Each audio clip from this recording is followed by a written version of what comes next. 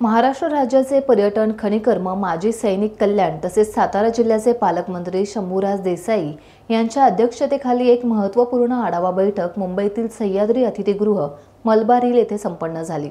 या बैठकीचा प्रमुख उद्देश माथेरानमधील पर्यटन विषयक पायाभूत सुविधा, विकास आणि स्थानिक समस्यांवर उपाययोजना या संदर्भात सविस्तर चर्चा करणे हा होता। या बैठकीत कर्जत खालापूर विधानसभा मतदारसंघाचे आमदार महेंद्र थोरवे यांनी आपल्या मतदारसंघातील पर्यटन विकासाशी निगडित विविध महत्त्वाचे विषय उपस्थित केले आणि माथेरानसाठी ठोस निर्णय घेण्याची मागणी केली। तसेच कर्जत तालुका हा पर्यटन घोषित करावा, बसस्थानक, ई-रिक्षा सेवा, वाहनतळ, लॉजिस्टिक हबच्या जागेच्या भूखंडाचे हस्तांतरण सह कर्जत तालुका पर्यटनासाठी जाहीर करण्याची मागणी आमदार महेंद्र थोरवे यांनी केली। नमस्कार। आज माथेरानच्या पर्यटन विकासासंदर्भात सह्याद्री अतिथीगृहावर पर्यटन मंत्री सन्माननीय शंभूराजे देसाई यांच्या अध्यक्षतेखाली या ठिकाणी बैठकीचं आयोजन करण्यात आलेलं होतं आणि या बैठकीमध्ये अनेक महत्त्वाचे निर्णय घेण्यात आलेले आहेत। माथेरानच्या विकासाला गती देण्यासाठी हे महत्त्वाचे निर्णय या ठिकाणी घेण्यात आलेले आहेत। त्याच्यामध्ये फ्युनिक्युलर रेल्वे पनवेल धोदानी ते माथेरान ही रेल्वे मागच्या वेळेला सुद्धा याचं टेंडर झालेलं होतं, परंतु ते मधल्या काळामध्ये प्रलंबित राहिलेलं होतं आणि त्या संदर्भात सुद्धा तात्काळ आता शंभूराजे देसाई यांनी आदेश केलेले आहेत की या संदर्भात फिजिबिलिटी रिपोर्ट तात्काळ त्या ठिकाणी रिवाईज करून या संदर्भात मागवलेला आहे।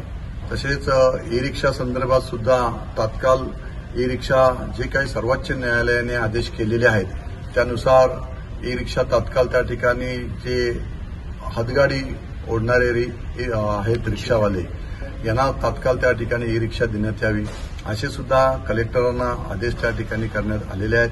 क्ले पेवर ब्लॉक हे सुद्धा तात्काळ त्या ठिकाणी बसवण्यात यावेत हे सुद्धा सुप्रीम कोर्टने जे आदेश केलेले आहेत त्यानुसार हे सुद्धा काम तात्काळ सुरू करावं असे आदेश त्या ठिकाणी करण्यात आलेले आहेत। आणि म्हणून माथेरानमध्ये पार्किंगचा प्लॉट आहे, या पार्किंगच्या प्लॉटवर सुद्धा अतिक्रमण झालेलं आहे, त्यामुळे त्या ठिकाणी बऱ्याचशा गाड्या नेरूळपर्यंत खाली पार्किंगला लागल्या जातात। त्या ठिकाणी सुद्धा अतिक्रमण तात्काळ हटवावं असं सुद्धा सूचना त्या ठिकाणी करण्यात आलेल्या आहेत। आणि हा जो पार्किंगचा प्लॉट जो आहे तो प्लॉट आपण त्या ठिकाणी नगरपालिकेकडे वर्ग करावा अशा सूचना त्या ठिकाणी करण्यात आलेल्या आहेत। त्या संदर्भात महसूल मंत्री बावनकुळे साहेबांना उद्या कॅबिनेटला आम्ही त्या ठिकाणी शंभूराजे देसाई पर्यटन मंत्री आणि आम्ही त्या ठिकाणी भेटणार आहोत आणि हा प्लॉट नगरपालिकेकडे कॅबिनेटला त्या ठिकाणी मंजुरी देण्यात यावा अशा सुद्धा आपण त्या ठिकाणी मागणी केलेली आहे। आणि हे माथेरानचे हे सर्व प्रश्न अतिशय महत्त्वाचे आहेत जेणेकरून माथेरानमध्ये घोडेवाले असतील, स्थानिक व्यापारी असतील, या सगळ्यांनाच रोजगाराची संधी उपलब्ध व्हावी।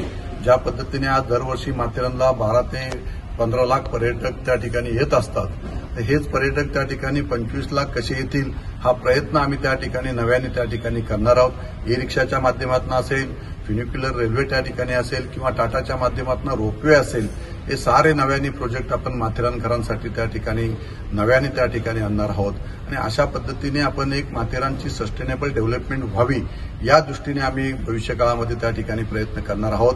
आणि म्हणून गेली कित्येक वर्ष माथेरानचे जे प्रलंबित प्रश्न होते ते प्रश्न आम्ही मागच्या 5 वर्षापासून आम्ही सोडवायला सुरुवात केलेली आहे। आपण पाहिलं की कित्येक निधी आपण या ठिकाणी आतापर्यंत माथेरानचे विभाग असतील त्या संदर्भात लागणारा निधी असेल, अनेक आपण त्या ठिकाणी विकासाला चालना देण्यासाठी अनेक कामे त्या ठिकाणी केलेली आहेत आणि पुढील काळामध्ये सुद्धा माथेरानच्या विकासाला चालना देण्यासाठी हे महत्त्वाचे ऐतिहासिक प्रोजेक्ट माथेरानला व्हावेत या दृष्टीने आपण त्या ठिकाणी प्रयत्न करणार आहोत।